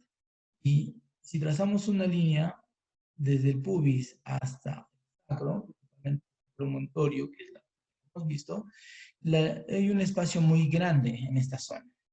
Entonces, en esta parte, este tipo de pelvis se llama antropoide. Es más común en los primates o en los monos. Y la platypeloide, el espacio anterior con el espacio posterior son casi del mismo tamaño, pero en lo que respecta al ancho, la línea que es interespinosa acá, es más amplia. Y eso es poco común en las mujeres. Principalmente se ven mujeres que tienen unas caderas muy grandes, ya unas caderas exageradas. Y este tipo de pelvis en una mujer, si es que sale embarazada, no me va a permitir el desarrollo del bebé de forma vertical, sino transversal, y me puede generar un problema para el parto y puede generar cesárea, ¿no? Por el tipo de pelvis que presenta. Esos son los 4 tipos de pelvis. Ginecoide y androide son los más comunes. No olvidar, ginecoide en la mujer, androide en el hombre. Antropoide es poco común en el hombre, principalmente se encuentra en los primates. Y el platypeloide también es poco común, pero se encuentra en las mujeres. ¿Ya? Este tipo de pelvis fue identificado por Caldwell y Molloy. Estos tipos de pelvis, esto les pueden preguntar, pueden decir, según la clasificación de pelvis de Caldwell y Molloy, se encuentran las siguientes. Entonces les pueden poner una lista de nombres, y si ustedes encuentran estos 4 nombres, Entonces sería todas, ¿no? O si identifican una de esas 4, marcarían esa es la respuesta. Finalmente tiene estructuras, la pelvis, estructuras importantes como esta, la espina ilíaca anterosuperior, donde se va a insertar el músculo sartorio. Tienen la cresta ilíaca, que es la estructura que se puede palpar, que nosotros podemos palpar en la pelvis. Tiene una espina ilíaca posterosuperior, que es esta de acá, y otra posterior inferior, esta que es de más tamaño. Este espacio óseo es la escotadura ciática mayor y este pequeño espacio es la escotadura ciática menor. Y dentro de ellas forman unos surcos. Perdón, en estos espacios se une ¿por quién? Por la espina ciática. ¿Ya? La espina ciática es esta estructura. ¿Qué más? Una tuberosidad isquiática, una prominencia importante del isquion y las ramas tanto del pubis como del isquion. El agujero obturador, ya lo había mencionado, el acetábulo, el canal semilunar, que es esta de acá, y el limbo acetabular o labios acetabulares, que son estas partes superiores. La espina ilíaca antero pero inferior. Esta es una vista lateral. En una vista medial, bueno, se puede observar así lo mismo con la diferencia es que tenemos esto. La fosa ilíaca. La fosa ilíaca. Y una tuberosidad ilíaca, que son los que van a formar parte de la articulación con el sacro. ¿Ya? Y acá tenemos la cara articular para el hueso sacro. Las partes ya los pueden ver, los pueden determinar. Aquí se traza una línea.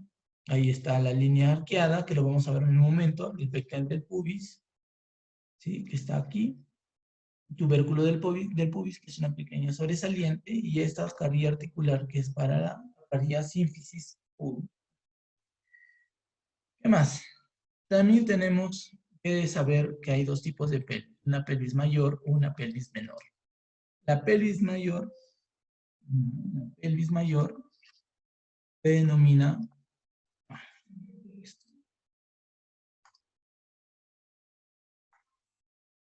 la pelvis mayor, también se le dice que es una pelvis falsa, porque no está estructurada por huesos, sino solamente por unas porciones del hueso coxal, pero más no toda. Y la pelvis menor se denomina pelvis verdadera. ¿Por qué? Porque esta sí ya contiene los huesos, de los huesos coxales y del sacro para formar la pelvis en sí. ¿Ya?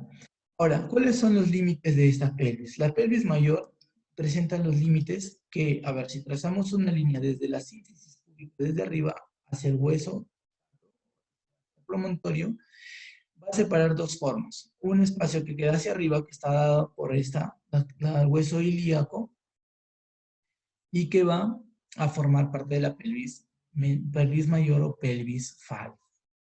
Acá tenemos en el límite posterior las últimas L4,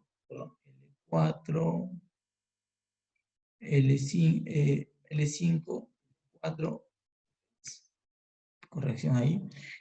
¿De qué? De vértebras lumbares. Tenemos acá, el límite posterior viene a ser las últimas 2 o 3 vértebras lumbares, el límite anterior de la pelvis mayor es la pared abdominal, el límite superior está dado por la línea, una línea que se traza ilíaca o que está entre las crestas ilíacas, y el límite inferior está dado por el estrecho superior de la pelvis menor o de la pelvis gorda. Esos son los límites. Y acá en el otro lado lo pueden distinguir un poco mejor en un corte coronal, que es este de acá. Acá se traza una línea entre las espinas, entre las crestas ilíacas, ¿sí? Y acá está desde el borde de la sínfisis.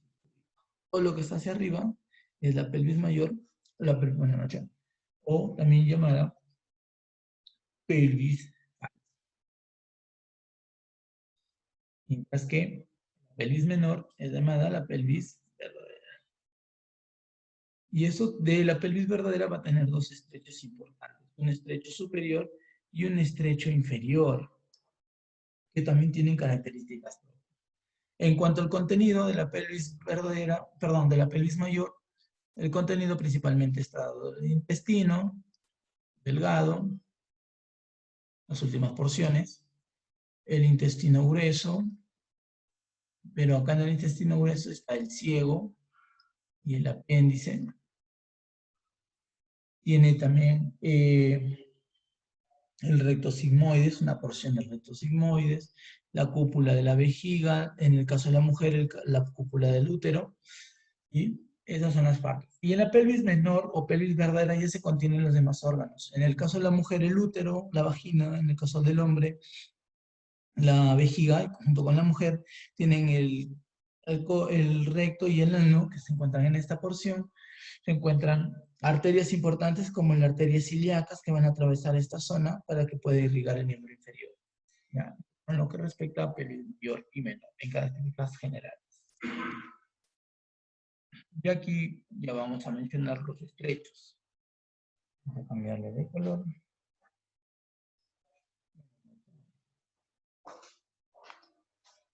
Bien, muy bien. Entonces habíamos mencionado aquí que hay un estrecho superior y un estrecho inferior. Y que cada uno de esos tiene un relieve óseo importante. Eso lo vamos a mencionar acá hoy.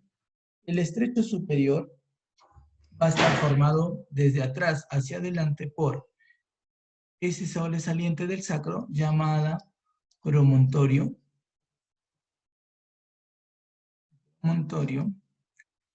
Este borde de acá, que es el ala del sacro. Luego sigue una línea en esta zona llamada línea arqueada. Línea arqueada. ¿Qué más sigue? Y otra estructura llamada pecten del pubis, que ya habíamos visto en el relieve en la cara interna. Esta zona. Pecten del pubis. La cresta púbica, o cresta del pubis.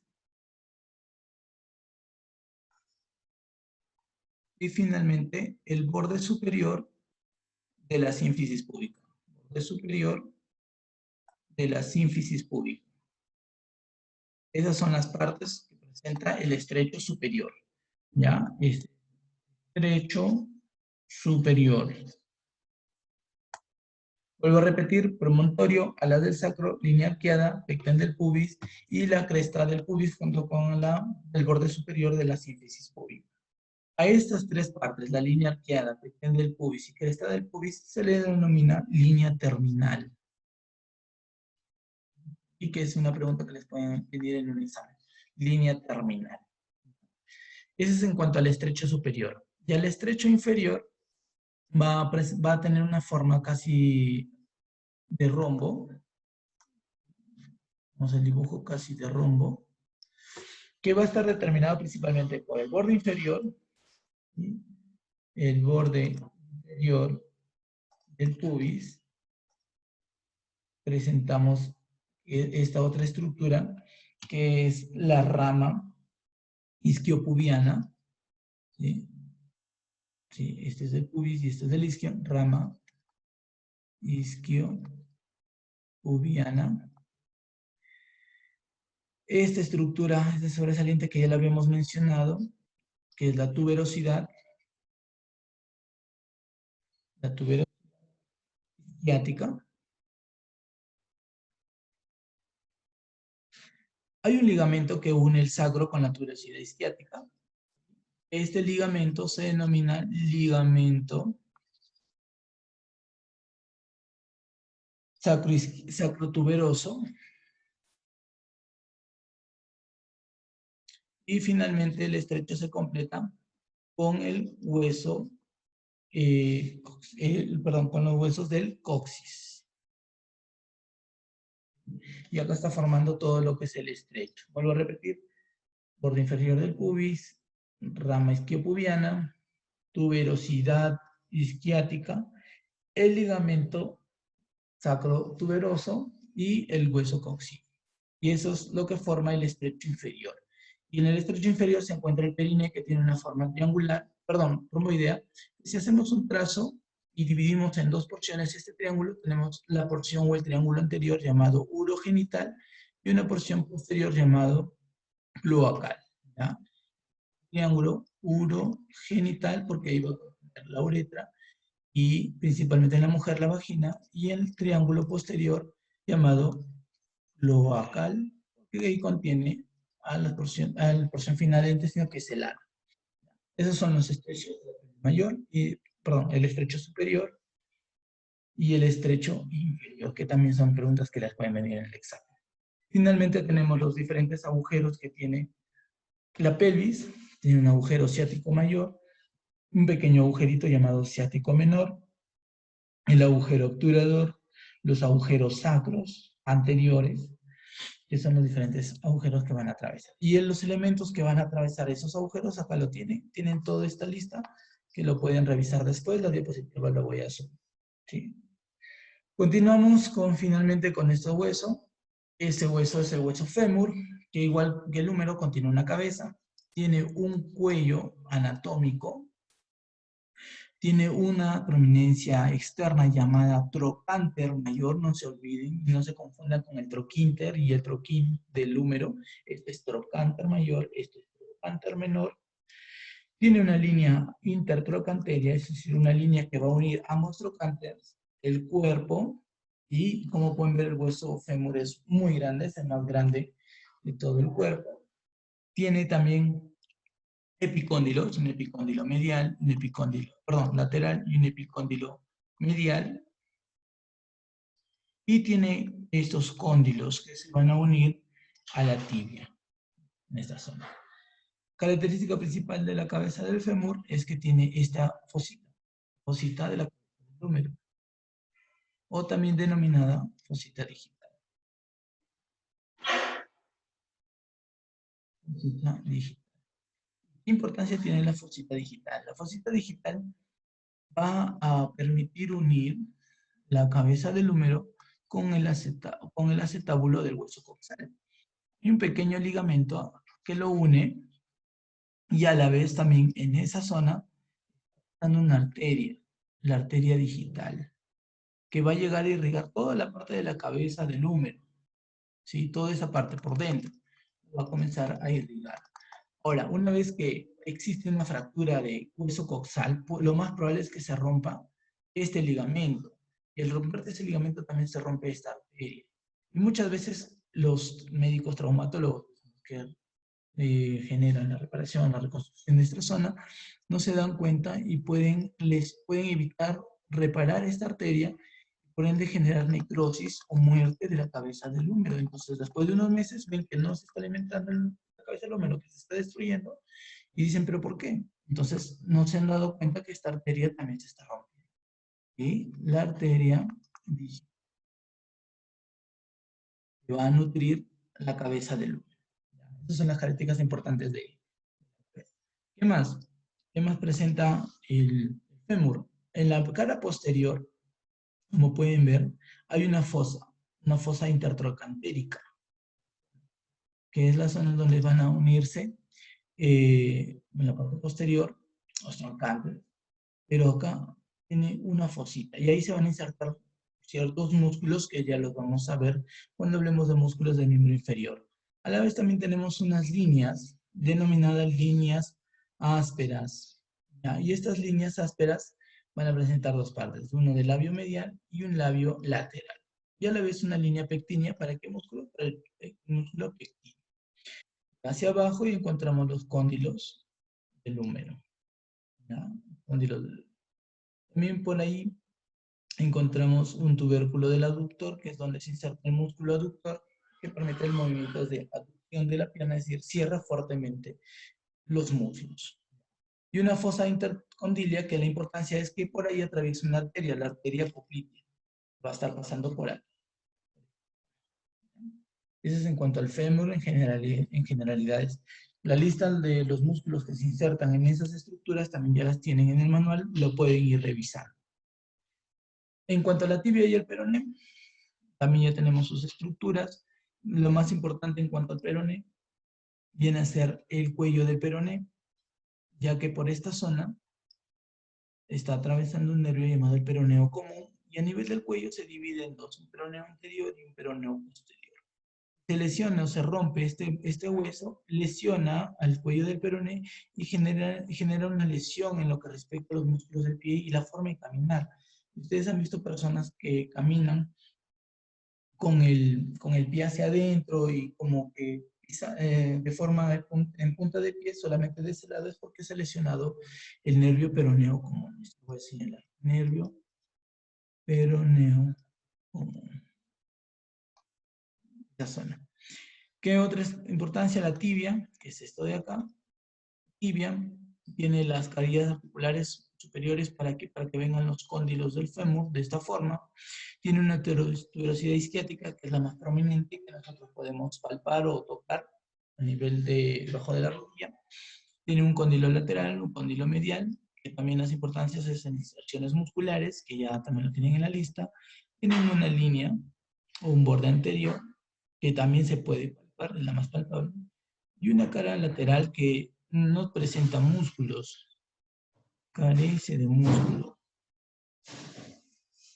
Mientras que el borde medial, o el cuerpo latino, pero la parte medial, o la cara medial, sí presenta músculos. Sí presenta músculos. Presenta músculos. Y tenemos acá el famoso maliolo, ¿no? El maliolo en este caso es medial, y acá también tenemos al maliolo lateral, que es casi para llegar al pie, y nosotros son dos prominencias óseas que lo podemos palpar fácilmente. En la cara posterior de la tibia, lo más importante es la línea del sóleo, que es esta estructura de acá, que encima de ella va a estar el músculo sóleo, perdón, debajo de ella va a estar el músculo sóleo, que va a formar parte del tríceps. Otra instancia aquí, así tenemos a esta área intercondilia, que está aquí, y a esta cresta, la cresta intercondilia. Se encuentra aquí, remarcada, y si ustedes ven, encontramos las cavidades articulares para las cóndilos. Tenemos un cóndilo para el cóndilo medial y el cóndilo lateral. Ahora, el cóndilo medial es más largo, mientras que el lateral es más ancho. Y acá también podemos decir que los meniscos que se presentan en el cóndilo lateral, es más cerrado. Es casi como una O, mientras que los meniscos en el medial es más abierto, es como una C. Y la eminencia intercondilia, que es esta, la cresta intercondilia. Finalmente, los miembros del pie óseo, encontramos al astrágalo, que es el punto de referencia para el soporte del peso, el calcáneo, que es la prominencia posterior del pie, y los demás huesos, como el navicular, cuboides, las cuñas que son tres, una cuña medial, intermedia y lateral. Son las tres cuñas o huesos cuneiformes, también tienen esos nombres. ¿Qué más? Los metatarsianos también son largos, y las falanges del pie. También, al igual que en la mano, solo las falanges del dedo gordo son dos, una distal y una proximal y distal. Los otros dedos son tres, falange proximal, media y distal. Y finalmente tenemos esto, la distribución del peso y los arcos plantares. Nosotros presentamos unos arcos plantares que nos permiten la distribución del peso de mejor forma, de una forma adecuada. Y eso está dado por esto, por los arcos plantares. Tenemos un arco externo del pie, que está dando por el hueso calcáneo, el astrágalo, el navicular y las falanges del quinto dedo del pie. Y el arco plantar medio está dando por el calcáneo, el astrágalo, el hueso, si me equivoco, que es este de acá, el cuboides, estaba olvidando, los tres huesos naviculares, o cuñas, o huesos cuneiformes, que son cuña medial, intermedia y lateral, y los huesos del primer dedo, del dedo gordo del pie, ¿no? El primer metatarso y las falanges. Y acá el arco transversal, que ya abarca a todo el arco en sí de los huesos, solamente las tres cuñas, el navicular y aparte también los metatarsios del primero al quinto dedo. ¿Y qué finalidad tiene esto? La distribución del peso. La distribución del peso se va a dar de la siguiente forma. La columna vertebral va a soportar el 100% del peso de nuestro cuerpo. Y a nivel del hueso sacro lo va a distribuir. ¿Sí? Lo va a distribuir. Vamos a tomar solamente referencia a la mitad, que es este lado, porque las fuerzas se van a restar, es decir, van a ser iguales y a las finales se van a anular entre sí. Pero recordemos que del 100% de nuestro peso al hueso ilíaco llega el 50% de nuestro peso corporal. El 50%. Y el otro 50% se va a distribuir al pubis, al isquion y al fémur. Al pubis va a llegar 1/3 del 50%, ¿sí? Al isquion también 1/3 del 50% de nuestro peso y al fémur 1/3 del 50%. Luego este peso va a seguir llegando hacia el astrágalo. El astrágalo, que es este hueso de acá, va a recibir el 10% de todo nuestro peso corporal y lo va a distribuir en los arcos plantares y en el hueso calcáneo. ¿Sí? Al hueso calcáneo, que es este de aquí, al arco plantar medial y al arco plantar lateral. ¿Y cómo lo va a distribuir? Lo va a distribuir de la siguiente manera. Primero, a nuestro hueso calcáneo va a recibir el 60%, pero de este 10%, no se olviden. Al arco plantar medial va a llegar el 30% de este 10%. Y en el arco plantar lateral va a llegar solamente el 10% de este 10% de las trabas. Tomando como ejemplo, si nosotros decimos que una persona en general pesa 60 kilogramos, ¿cuánto va a llegar al astrágalo? 6 kilos. ¿Cuánto lo va a distribuir? A nivel del calcáneo va a llegar 3.6 kilogramos. A nivel del arco plantar medial va a llegar 1.8 kilogramos, mientras que el arco plantar medial va a llegar solamente 0.6 kilogramos. ¿Sí? No olvidar de eso. Ahora, si la persona pesa 60 kilos, al ilion, ¿cuánto está llegando? 30 kilogramos. Nuestro ilion soporta el 50%. ¿Y cuánto llega a lo demás? 1/3 del 50% restante, es decir, 1/3 al nivel del fémur, que es esta parte del fémur, está llegando 1/3 del 50%, es decir, 10 kilogramos. Al isquion está llegando también igual, 10 kilogramos, y al pubis está llegando lo mismo, 10 kilogramos. 1/3 del 50%, es decir, de 30 kilos. 30 van hacia el ilion y los otros 30 se distribuyen al pubis, al isquion y al fémur. Y al astrágalo también llega llega el 10% de todo el peso corporal, es decir, 6 kilos en este caso, si el ejemplo de en base a 60. Eso es todo en un resumen de lo que se puede hacer para hoy, para su clase de huesos. ¿Qué más queda pendiente en esta parte? Me parece que ninguna. No sé si tienen alguna duda, alguna pregunta, chicas. Ha sido un tema muy largo y muy pesado. Pero, a ver si tienen dudas o preguntas. Fátima, Geraldine, Saraí, ¿alguna duda, alguna pregunta? ¿Ya se Por durmieron? mi parte no, doctor. Nada. Geraldine, Saraí, ¿alguna pregunta? ¿Buena? No. Bueno, entonces esta parte vamos a ver si puedo abrir el programita. ¿Ya?